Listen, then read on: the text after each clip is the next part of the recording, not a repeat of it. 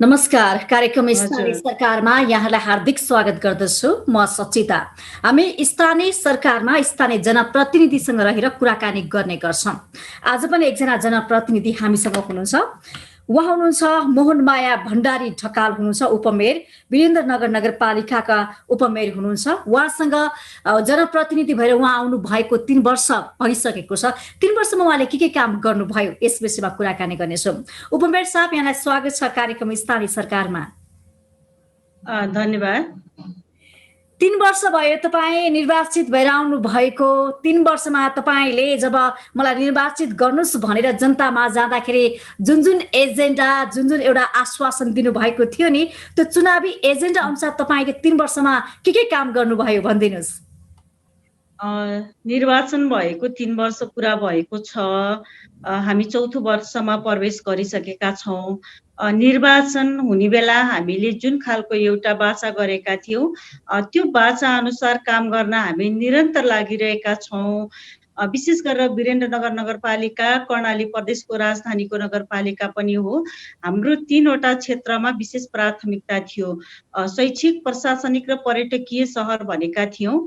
प्रदेशको राजधानी भएकोले प्रशासनिक सँगसँगै पूर्वाधार केन्द्रित विकासलाई हामीले जोड दिएका थियौँ।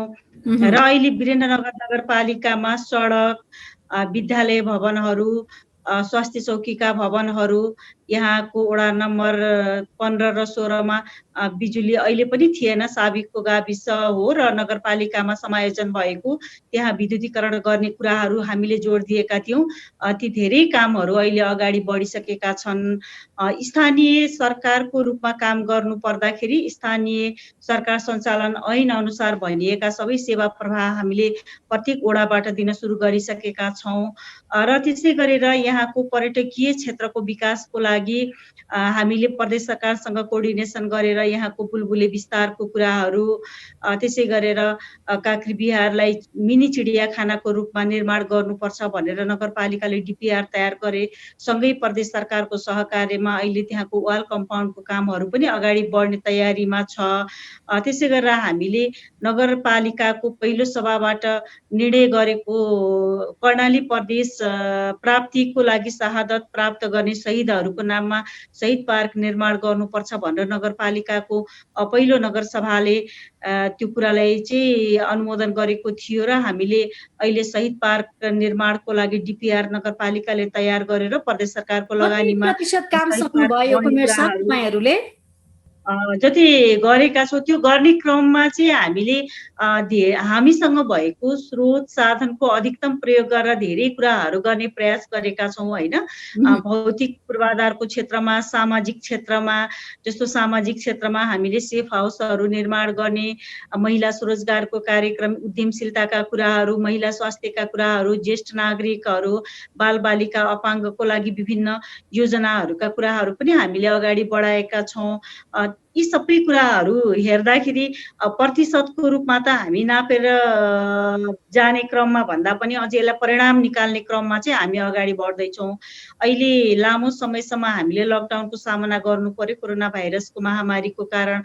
जुन तीव्र गतिमा यहाँ निर्माणको कामहरू अगाडि बढेको थियो त्यो रोकिन पुग्यो र फेरि सञ्चालन हुन पुगेको छ।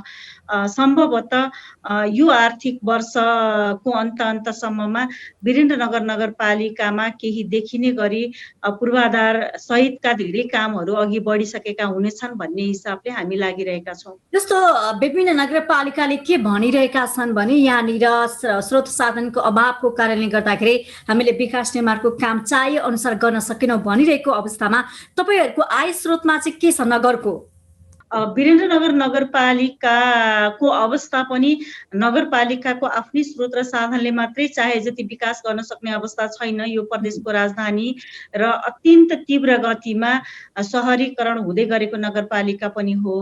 तर हामीले सँगसँगै प्रदेश सरकार र संघीय सरकारसँग पनि निकै कोअर्डिनेसन गरेका छौँ र प्रदेश सरकारको सहयोगमा अहिले करिब 28 देखि 30 वटा बाटोहरू निर्माण हुँदैछ हाम्रो नगरपालिकाभित्र भने सङ्घीय सरकारको सहयोगमा पनि धेरै ठुला बाटोहरू निर्माण हुँदैछ र हाम्रो आफ्नो नगरपालिकाले विनियोजन गरेको बजेट र प्राथमिकीकरण गरेका योजनाहरू पनि अगाडि बढ्दैछन्।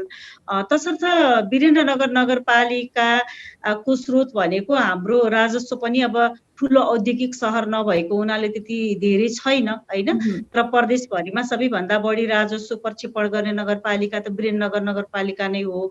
तर पनि यसको आन्तरिक आम्दानीबाट विकास निर्माण गर्न सक्ने अवस्था रहन्न, किन भन्दा नगरपालिकाको जनसङ्ख्या करिब 1,25,000 को हाराहारीमा अहिले छ भन्ने कुरा हाम्रो यो प्रोफाइल निर्माण गर्दा पनि देखिएको छ भने करिब 3 लाख जनसङ्ख्या चाहिँ वीरेन्द्रनगर नगरपालिकामा बसोबास गर्छ भनिएको छ। यति ठुलो जनसङ्ख्या विभिन्न क्षेत्रबाट अध्ययनको सिलसिलामा, मजदुरीको सिलसिलामा, जागिर खाने सिलसिलामा अथवा अस्थायी रूपमा बसोबास गर्ने हरेक नागरिकहरू बसिरहँदा शिक्षा, स्वास्थ्य, सरसफाई, आवासको कुराहरू, भौतिक पूर्वाधार, बाटो निर्माणका कुराहरू, धेरै कुराहरूलाई त्यसले चाहिँ प्रभाव पार्छ। तर पनि हाम्रो प्रयास के छ भने प्रदेश सरकार र सङ्घीय सरकारसँगको नै सहकार्यमा वीरेन्द्रनगर नगरपालिकालाई चाहिँ अब अगाडि बढाउनु पर्छ भन्ने हिसाबले हामीले कोर्डिनेसन गरेका छौँ र सरकारहरूको सहयोग पनि अहिले देखिएको छ। जस्तो तपाईँहरू आउनुभएको 3 वर्ष भयो, जनताले तपाईँहरू हुनुहुन्छ, तपाईँहरूको साथमा छौँ भन्ने अनुभूति गर्न पाएका छन् कि छैनन्? कतिको खुसी हुनुहुन्छ जनताहरू? स्वभावैले स्थानीय तहप्रति जुन खालको अपेक्षा छ त्यो अपेक्षा भनेकै समयमा पुरा गर्न कतिपय अवस्थामा नसकिने अवस्था पनि रहन्छ। तर सबैजना हामीसँग बेखुसी हुने गरी हामीले काम गरेका छौँ जस्तो लाग्दैन होइन। भएको स्रोत र साधनलाई कुनै पनि हिसाबले मिसयुज हुन नदिने गरी उहाँहरूले सोधेको प्रश्नको जवाफ दिने गरी हामीले चाहिँ काम गरेका छौँ। सुशासनको पाटोलाई सकेसम्म नागरिकका कामहरूलाई ढिलो गर्नु हुँदैन, समयमै काम सम्पन्न गर्नुपर्छ, उहाँहरूले गरेका गुनासाहरू सुन्नुपर्छ, सकिने कुराहरू छन् भने तत्काल सम्बोधन गरेर पनि जानुपर्छ भन्ने हाम्रो आफ्नो मान्यता पनि छ। हामीले कुराहरू सुनवाई गर्छौँ, गुनासोहरू सुनवाई गर्छौँ।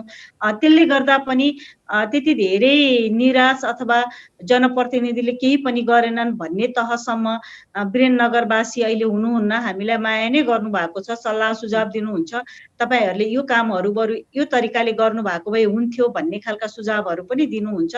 त्यसकारणले हामी जनप्रतिनिधिहरू पनि निकै आशावादी छौँ, केही गर्न सकिन्छ र केही हुन्छ, हामीले परिणाम देखाउन सक्ने गरी काम गर्न सक्छौँ। एउटा नारा पनि के तय गर्नु भएको छ भने शैक्षिक, प्रशासनिक र पर्यटकीय सहर भने तपाईँहरूले जुन होइन समुन्नत वीरेन्द्रनगर नगरपालिका भनेर जुन नारा बनाउनु भएको छ, कति प्रतिशत तपाईँहरूले यो काम बनाउनको लागि तपाईँ जुन नाराको यो उद्देश्य छ नि, यो उद्देश्य पुरा कति प्रतिशत भयो त?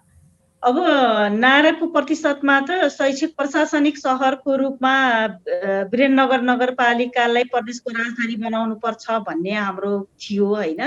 र अहिले वीरेन्द्रनगर नगरपालिकालाई प्रदेश सरकारले प्रदेशकै राजधानीको रूपमा घोषणा गर्यो। एउटा प्रशासनिक सहरको रूपमा अब अगाडि बढ्दैछ। यसका पूर्वाधारहरू एउटा चाहिँ राजधानी केन्द्रित सहरमा हुनुपर्ने विकासहरू निरन्तर हुँदै जाने कुराहरू पनि छ। शिक्षाको हब यहाँ चाहिँ विश्वविद्यालय पनि छ र वीरेन्द्रनगर नगरपालिकाले अहिले गत साललाई हामीले शैक्षिक वर्षको रूपमा पनि घोषणा गरेका थियौँ। वीरेन्द्रनगर नगरपालिकाका धेरै विद्यालयहरूमा अहिले भौतिक पूर्वाधार निकै तीव्र गतिमा सुधार भइरहेको छ। यद्यपि यहाँबाट निर्वाचित माननीय ज्यूलाई पनि हामीले अनुरोध गरेका थियौँ, माननीय ज्यूले जुन आफ्नो निर्वाचन क्षेत्रमा खर्च गर्ने पैसा हुन्छ सबै शिक्षामा लगानी गर्नुपर्छ भनेर नगरपालिकाले अनुरोध गरेको छ। सङ्घीय माननीय, प्रदेश माननीय ज्यूहरूले पनि लगानी गर्ने पैसा हामीले विद्यालयका पूर्वाधार निर्माणमा नै लगानी गरेका छौँ। किनभने विद्यालय भवनहरू राम्रो भयो भने पढ्ने वातावरण राम्रो हुन्छ भन्ने हाम्रो मान्यता छ। त्यस कारणले शिक्षाको गुणस्तरीयतालाई पनि हामीले त्यतिकै ध्यान दिएका छौँ। अहिले नगरपालिकामा माध्यमिक तहमा पुगिसकेपछि सरकारी विद्यालयमा विद्यार्थीको निकै राम्रो आकर्षण बढ्दै गइरहेको छ। यो वातावरण हामीले तयार गर्ने प्रयास पनि गरिरहेका छौँ। त्यसै गरेर स्वास्थ्यको क्षेत्रमा हैन, प्रशासनिक सँगै पर्यटकीय क्षेत्र यहाँको बुलबुले, काँक्रेबिहार, शहीद पार्क, गढी, पदमार्ग यस्ता खालका कुराहरूलाई, यहाँको जातिहरूको भाषा, संस्कारको संरक्षणका कुराहरूलाई, होमस्टेका कुराहरूलाई, महिला स्वरोजगार, एक घर एक महिला स्वरोजगार, वीरेन्द्रनगर नगरपालिकाको विकास र समृद्धिको मूल आधार भन्ने नारा तय गरेर हामीले यो चाहिँ नारा महिला सँगसँगै तपाईँहरूले काम गर्नु भएको छ त? नारा सुरु सँगसँगै गरिसकेका छौँ। जस्तो यसको अहिले प्रभाव पनि कस्तो हेर्नुहुन्छ परेको छ? भने नाराको प्रभाव नाराको प्रभाव चाहिँ हामीले हाम्रो तहबाट राम्रो परेको छ भन्ने नै हामीलाई लागेको छ। किन भन्दा हामीले काम गर्ने प्रयास गरेका छौँ र कामहरू पनि सुरुवात भइसकेको छ हैन। हामीले जति पनि नारा दिएका छौँ त्यो नारालाई सुरुवात, जस्तो महिला स्वरोजगारको नारा तय नगरसभाले गर्यो। अहिले वीरेन्द्रनगरमा विभिन्न क्षेत्रमा महिला दिदीबहिनीहरू काम अगाडि बढाइसक्नु भएको छ। नगरपालिकाले तालिम दिइसकेपछि 15 जना दिदीबहिनी अहिले व्यावसायिक रूपमा अटो चलाएर नगरपालिकामा काम सुरु गर्नु भएको छ। विभिन्न उद्यमशीलताका कुराहरू जोडेर अगाडि बढिसक्नु भएको छ हैन। यी कुरालाई चाहिँ निरन्तरता हामीले उठान गरेको विषयवस्तु सुरुवात गर्ने हो। स्रोत र साधनको परिचालन गरेर यो विषयलाई अगाडि बढाउन सकिन्छ भने यहाँको विकास र यहाँको समृद्धि अगाडि बढ्न सक्छ है भन्ने नगरपालिकाको जुन मान्यता छ, त्यो मान्यता अनुसार हामी जनप्रतिनिधि दृढताका साथ लागेका छौँ र विकासको गति अब सुरु चाहिँ भइसकेको छ भन्ने हामीलाई लागेको छ। किन भन्दा सुरुवाती वर्ष त पर्यटकलाई भित्र जुन यहाँहरूको एउटा योजना छ नि, यसको लागि तपाईँहरूले कसरी काम गर्दै हुनुहुन्छ? अनि फेरि के भनिएको छ भने अहिले पछिल्लो समय कोभिडको कारणले गर्दाखेरि विदेशी पर्यटक आउने भन्दा पनि स्वदेशी पर्यटकलाई अलि बढी जोड दिउँ, त्यसबाट पनि अर्थतन्त्र बलियो हुन्छ, विकास हुन्छ भन्ने कुराहरू छ। तपाईँहरूले स्वदेशी पर्यटकलाई आकर्षित गर्नको लागि के गर्दै हुनुहुन्छ पर्यटन क्षेत्रमा? वीरेन्द्रनगर नगरपालिका आफैमा पनि एउटा पर्यटकीय क्षेत्र यस मानेमा हो कि यो कर्णाली प्रदेशको प्रवेशद्वार पनि हो हैन। कर्णाली प्रदेशका जुनसुकै ठाउँमा जानको लागि वीरेन्द्रनगर नगरपालिका एकचोटि पाइला टेक्नुपर्ने ठाउँ चाहिँ नगरपालिका भएको हुनाले यहाँका संरचनाहरू, जस्तो काँक्रेबिहारलाई संरक्षण गर्ने कुरा, काँक्रेबिहारलाई पर्यटकीय गन्तव्य बनाउने कुरा, बुलबुलेलाई पर्यटकीय गन्तव्य बनाउने कुराहरूदेखि लिएर धार्मिक पर्यटकीय क्षेत्रको रूपमा यहाँको देउती बजे मन्दिरदेखि लिएर विभिन्न क्षेत्रहरूको संरक्षण, त्यसै गरेर थारू कम्युनिटी, गुरुङ कम्युनिटीहरू, विभिन्न महिलाहरूले सञ्चालन गरेका होमस्टेहरू, सबै कुरालाई हामीले अगाडि बढाइरहेका छौँ भने यहाँका होटल व्यवसायीहरू अथवा होटल व्यवसायदेखि लिएर धेरै कुराहरूको संरक्षण हामीले गर्न सक्यौँ भने भोलि रारासम्म हैन, पनि अलिक कमी भएको भन्ने कुरा पनि आएको छ। जनप्रतिनिधिले व्यवस्था गरेको त्यो कुराहरू पनि आइरहेको छ। जति तपाईँहरूले प्रचार गर्नु पर्थ्यो नि त्यो नपुगेको भन्ने कुरा छ, के हो खास?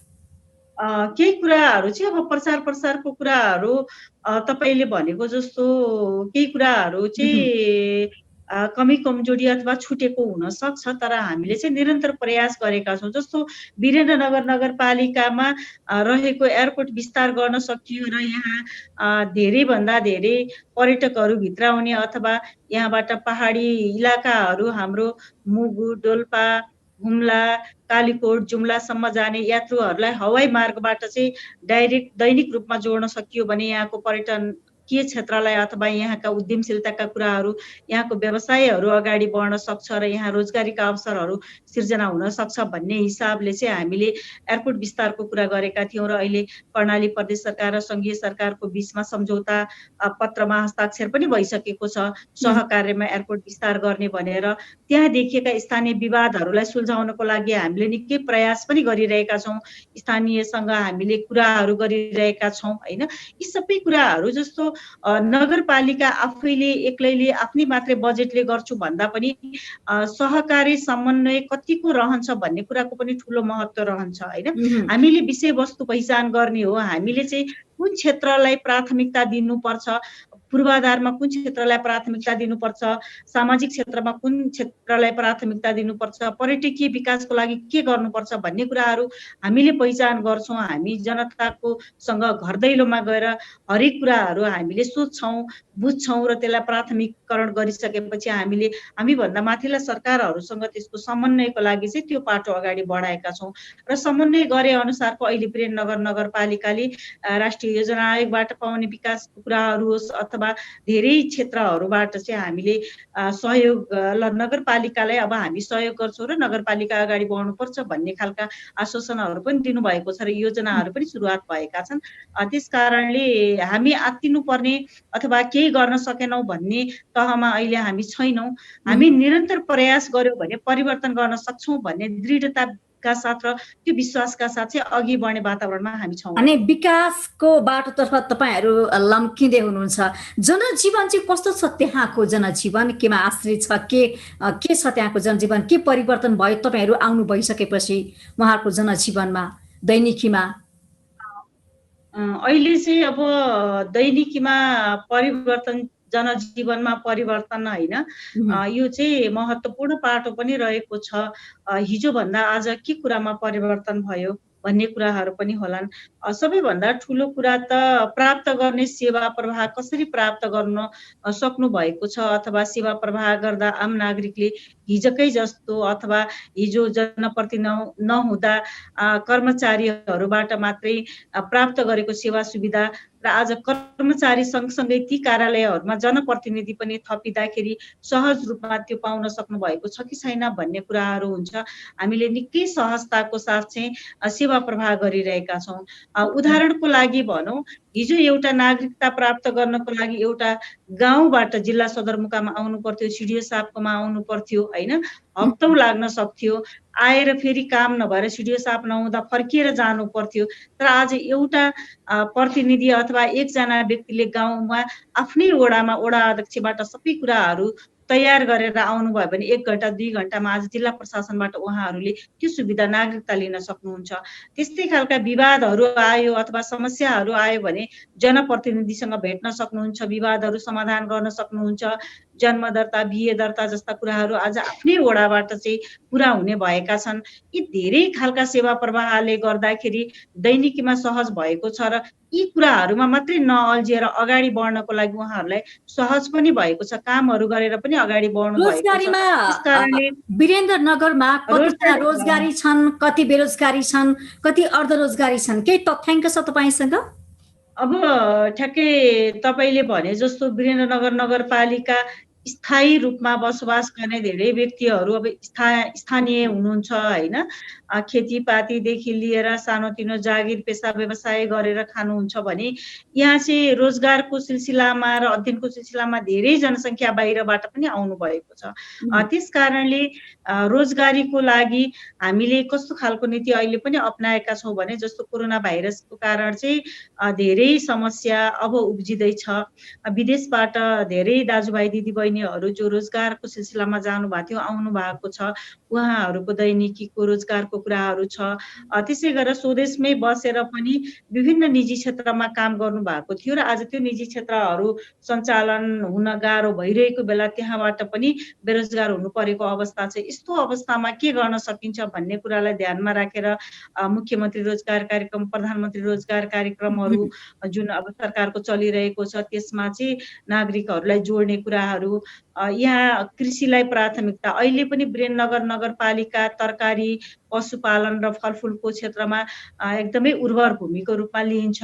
हामीले विभिन्न योजनाहरू बनाएर अनुदानहरूमा चाहिँ बिउहरू दिएर, फलफुलहरू दिएर उहाँहरूलाई रोजगारी सँगसँगै आय आर्जन र उद्यमशीलता जोड्नुपर्छ भनेर त्यो कुराहरू पनि अगाडि बढाइरहेका छौँ। अहिले गरिब घर पहिचानको कार्यक्रमलाई हामीले अगाडि बढाएर अन्तिम चरणमा पुगेका छौँ।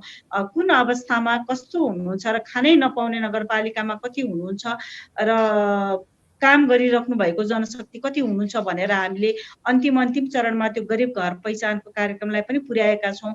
यी सबै कुराहरू गरेर नगरपालिका अगाडि बढिरहेको अवस्था चाहिँ अहिलेको छ। अब कोरोनाको कुरा गरौँ, के छ कोरोनाको पछिल्लो अवस्था? उपत्यकामा कुरा गर्ने हो भने दिन प्रतिदिन सङ्क्रमितको सङ्ख्या ठुलो मात्रामा बढिरहेको छ। वीरेन्द्रनगरको हकमा कुरा गर्ने हो भने के छ अवस्था? कतिको नियन्त्रणमा आउन सफल भएको छ? तपाईँले कति खर्च गर्नुभयो कोरोना नियन्त्रण गर्नको लागि बताइदिनुहोस्। कोरोना सङ्क्रमण रोकथाम गर्नको लागि लकडाउन भए सँगसँगै नगरपालिकामा जब लकडाउनको अवधि लम्बियो त्यसपछि अलिकति सहर एरिया मजदुरहरूको बसोबास बढी भएको एरिया, विपन्न नागरिकहरू पनि बढी भएको एरिया पनि हो, किनभने सहरी एरियामा त्यो हुन्छ नै। हामीले लकडाउन लम्बिए सँगसँगै राहतको प्याकेजहरू अगाडि बढायौँ। करिब करिब 3 चरणमा गरेर 21,000 घर परिवारलाई हामीले राहत नेपाल सरकारको मापदण्ड अनुसार राहत वितरण गरेका छौँ। राहत वितरण गर्दाखेरि टोल फ्री नम्बर पनि हामीले जारी गरेका छौँ 2 वटा हैन। त्यो टोल फ्री नम्बरमा 10 बजेदेखि 5 बजेसम्म मेरो दैनिकीमा समस्या पर्यो भनेर फोन गर्ने जो कोही दाजुभाइ दिदीबहिनीको घरमा गएर हामीले हेरेर फर्महरू भरेर सरकारको मापदण्ड अनुसार राहत वितरणको कार्यक्रम पनि अगाडि बढायौँ। त्यसै गरेर वीरेन्द्रनगरमा करिब 2200 जनालाई हामीले क्वारेन्टिनमा राख्यौँ हैन। उहाँहरूको पिसिआर गर्यौँ, आरडिटी गर्यौँ, स्वस्थ बनाएर चाहिँ विदेशबाट स्वदेश फर्किनु भएका नागरिकहरूलाई घरमा पठायौँ। हामीले 50 बेडको आइसोलेसन बेड पनि चलायौँ। अहिले पनि हाम्रो 40 बेडको आइसोलेसन जारी नै छ। नगरपालिकाले आफ्नै एम्बुलेन्स सञ्चालन गर्यो।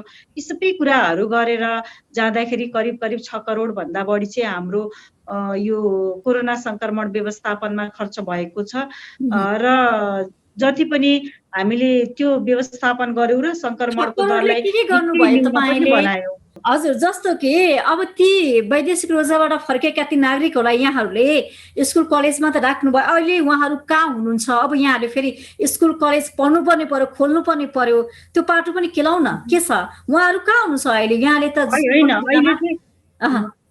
अहिले जस्तो हामीले राखिसकेपछि अहिले जब त्यो बाहिरबाट आउनेको दर घट्यो, दर घटिसकेपछि हामीले स्कुलहरू सेनिटाइज गरेर कलेजहरू सेनिटाइज गरेर उहाँहरूलाई हस्तान्तरण गरिसक्यौँ हैन। सम्बन्धित स्कुललाई नै हामीले त्यो कुराहरू व्यवस्थापन गरिसक्यौँ। अहिले पनि हामीले आश्रय गृह अथवा पूर्व सावधानी गृह सञ्चालन गरेका छौँ। अहिले पनि भारतबाट र अन्य मुलुकबाट डाइरेक्ट आउनु भएको दाजुभाइ दिदीबहिनीलाई घर जानु पूर्व क्वारेन्टिनमा राखेका छौँ र पिसिआर गरेर मात्रै हामीले पठाएका छौँ। किनभने सङ्क्रमित एरियाबाट जो कोही आउनुहुन्छ उहाँहरूलाई व्यवस्थित तरिकाले राखेर हामीले चाहिँ अगाडि पठाएका छौँ। र हिजो फर्किएका दाजुभाइ दिदीबहिनीहरू कहाँ हुनुहुन्छ, के गर्दै हुनुहुन्छ भन्ने जुन प्रश्न छ त्यो प्रश्न एकदमै जेन्युन प्रश्न पनि हो। र अहिले नगरपालिकाले पनि नगरपालिका आफैले सञ्चालन गर्ने योजनाहरू जो पूर्वाधारको विकासका कार्यक्रमहरू छन् त्यो कार्यक्रममा मेसिनरी चिजहरू प्रयोग नगरेर प्रत्यक्ष रूपमा जनशक्ति लगाएर नै हामीले पूर्वाधारका कामहरू निर्माण गर्नुपर्छ भन्ने योजना पनि बनाएका छौँ। नीतिगत रूपमा नगरसभाबाट पास पनि गरेका छौँ र अहिले विभिन्न साझेदार निकायहरूबाट पनि नगरपालिकामा सपोर्ट गर्न आउने ग्रुपलाई हामीले आय आर्जनसँग जोडेर र कोभिड प्रभावित क्षेत्र र कोभिडबाट प्रभावित दाजुभाइ दिदीबहिनीको रोजगारको सिलसिलामा जोड्ने गरी विभिन्न कार्यक्रमहरू पनि लागू गरेका छौँ। त्यसरी नगरपालिका नियन्त्रणमा आएको छ त तपाईँको नगरभित्र यो कोभिड-19? कोभिड-19 जति बेलासम्म लकडाउन खुकुलो थिएन, जति बेलासम्म मुभमेन्ट थिएन, त्यति बेलासम्म वीरेन्द्रनगर नगरपालिका धेरैभन्दा धेरै चाहिँ सङ्क्रमण नियन्त्रणमा थियो हैन। बाहिरबाट आउने सबैजना करिब 2000 जना व्यक्ति आउनुभयो, उहाँहरू सबै स्वस्थ भएर मात्रै घर फर्किनु भयो। चेक जाँच गरेर स्वस्थ भएर घर फर्किनु भएर अहिले उहाँहरूबाट सङ्क्रमण फैलियो अथवा सङ्क्रमण छ भन्ने चाहिँ छैन। पछिल्लो अवस्थामा लकडाउन खुकुलो भएसँगै प्रदेशको राजधानी विश्वविद्यालयहरूका क्लासहरू चल्न थाले, अनलाइन क्लासहरू चल्न थाले।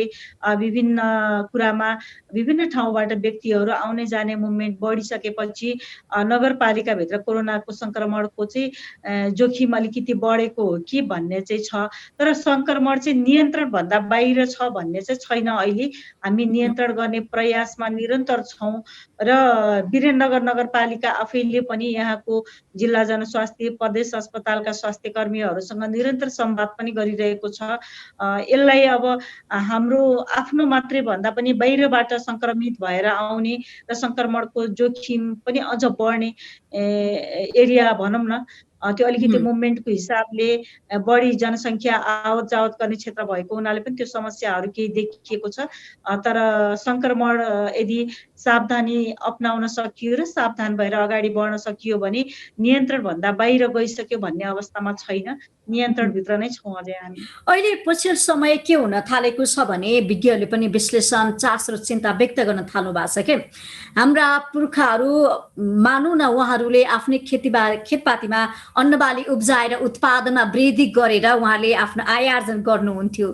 तर अहिले पछिल्लो समय हेऱ्यो भने खेतबारी पनि बाँझो बस्ने, युवा जनशक्ति विदेश पलायन हुने र अर्कोतर्फ हामीले किनेर खानुपर्ने, किन्छु भन्दा पनि त्यो सामानको अभाव हुने यो सृजना भइरहेको छ। अब हामीसँग भएको जग्गा जमिनलाई हैन खेतीपातीमा अन्नबालीमा हामीले उत्पादनमा वृद्धि गर्नु पर्यो, काम गर्नु पर्यो भन्ने कुरा आएको छ। कृषिबाट पनि हामीले अर्थतन्त्र बलियो बनाउनु पर्छ, कोभिडले थला परेको अर्थतन्त्रलाई कृषिले उकास्न सक्छ भन्ने कुरा पनि आएको छ। तपाईहरु यो तर्फ तपाईहरुले सोच्नु भएको छ कि छैन, के छ? यो विषयमा हामीले हिजो लकडाउनको बेला पनि सोचेका थियौँ होइन। वीरेन्द्रनगर नगरपालिकामा जति बेला लकडाउनको अवस्था निरन्तर जारी थियो, हामी आर्थिक वर्षको अन्त्य पनि थियौँ र जब असार लागेको थियो हामीले नगरपालिकाले गत नगरसभाले विनियोजन गरेका क्षमता विकास गोष्ठी, तालिम, आन्तरिक भ्रमण यी सबै कुराहरू नगर तहका र वडा तहका सम्पूर्ण कार्यक्रमहरूको बजेट रकमान्तर गरेर धानको बिउ, मल, त्यसै गरेर बर्खा सिजनमा हुने विभिन्न तरकारी र फलफुल खेतीको लागि धानमा 80% बिउमा अनुदान, मलमा 50% अनुदान दिएर हामीले ती व्यवस्थापन गरेर कृषकहरूलाई चाहिँ खेतीबाली गर्नमा सहजता होस् भन्ने निर्णय गरेर अगाडि पनि बढेका थियौँ हैन।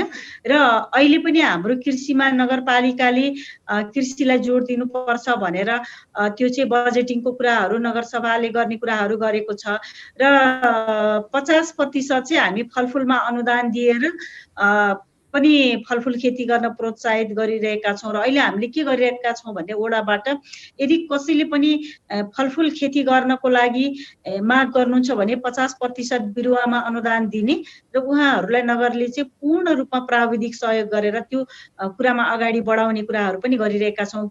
नगर कृषिमा आत्मनिर्भर बन्न सकेको छ के छ? अहिले हाम्रो नगरपालिका चाहिँ हाम्रो नगरपालिका लकडाउनको बेला चाहिँ थाहा भयो हैन। नगरपालिकामा बाहिरबाट तरकारी आएन र हामीले तरकारी खान पाएनौँ भन्ने कुरा चाहिँ भएन। नगरपालिकामा यदि हामीले राम्रो गर्न सक्यो भने कृषिमा आत्मनिर्भर हुन सक्छ भन्ने उदाहरण चाहिँ लकडाउनको बेला फेला पर्यो अथवा लकडाउनले चाहिँ त्यो कुरालाई प्रमाणित गर्यो। त्यसै पनि कर्णाली प्रदेश र कर्णाली प्रदेश सरकारको पनि अर्गानिक प्रदेश निर्माण गर्ने जुन एउटा नारा छ, त्यो नारालाई पछ्याउँदै वीरेन्द्रनगर नगरपालिकाले पनि यो कुरालाई आत्मसात गरेर भने समग्र कर्णाली प्रदेश नै कृषिमा आत्मनिर्भर हुन सक्ने अवस्थाको छ भने नगरपालिकाको कुरादेखि लिएर सबैभन्दा राम्रो त अहिले पनि वीरेन्द्रनगर नगरपालिकाको वडा नम्बर 13, 14, 15, 16 मा चाहिँ पशुपालनमा निकै राम्रो खसी, भैँसी हैन यस्तो पशुपालन जो प्रत्यक्ष आय आर्जन हुन सक्छ, यो पशुपालनको लागि पकेट एरिया पनि भएको हुनाले हामीले त्यो कुरालाई जोड पनि दिएका छौँ।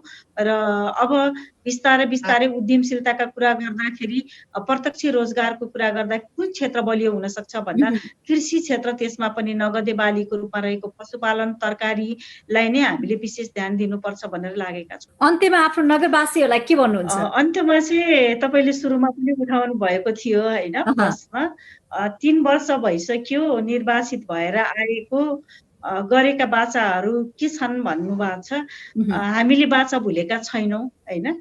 हामीले जसरी एउटा जुन विश्वासका साथ मत दिएर पठाउने वीरेन्द्रनगरवासी हुनुहुन्छ, उहाँहरूको मतको सम्मान गर्दै, उहाँहरूले दिएको मतको कदर गर्दै अन्तिम अवस्थासम्म पनि हामीले नगरको विकास र समृद्धिको लागि हाम्रो यात्रा निरन्तर जारी रहनेछ।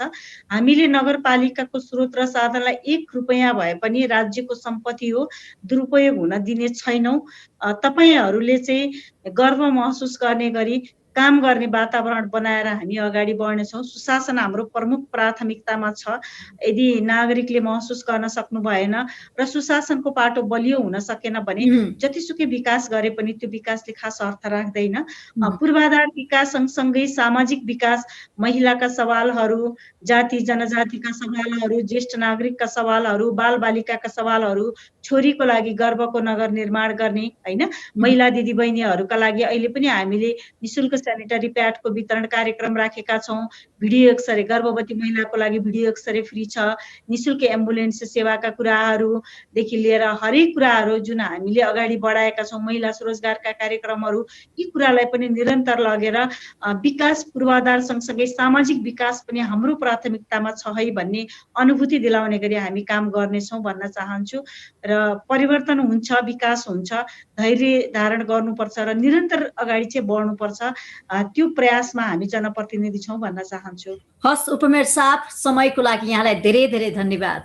वीरेन्द्रनगर नगरपालिकाका उपमेयर मोहन माया भण्डारी ढकाल हुनुहुन्थ्यो। उहाँसँग उहाँ जनप्रतिनिधि भएर आइसकेपछि के काम गर्नुभयो भनेर हामीले कार्यक्रम स्थानीय सरकारमा रहेर कुराकानी गरेका थियौँ। कार्यक्रमबाट म पनि बिदा हुन्छु। बिजनेस प्लस टेलिभिजन हेर्दै गर्नुहोला। नमस्कार।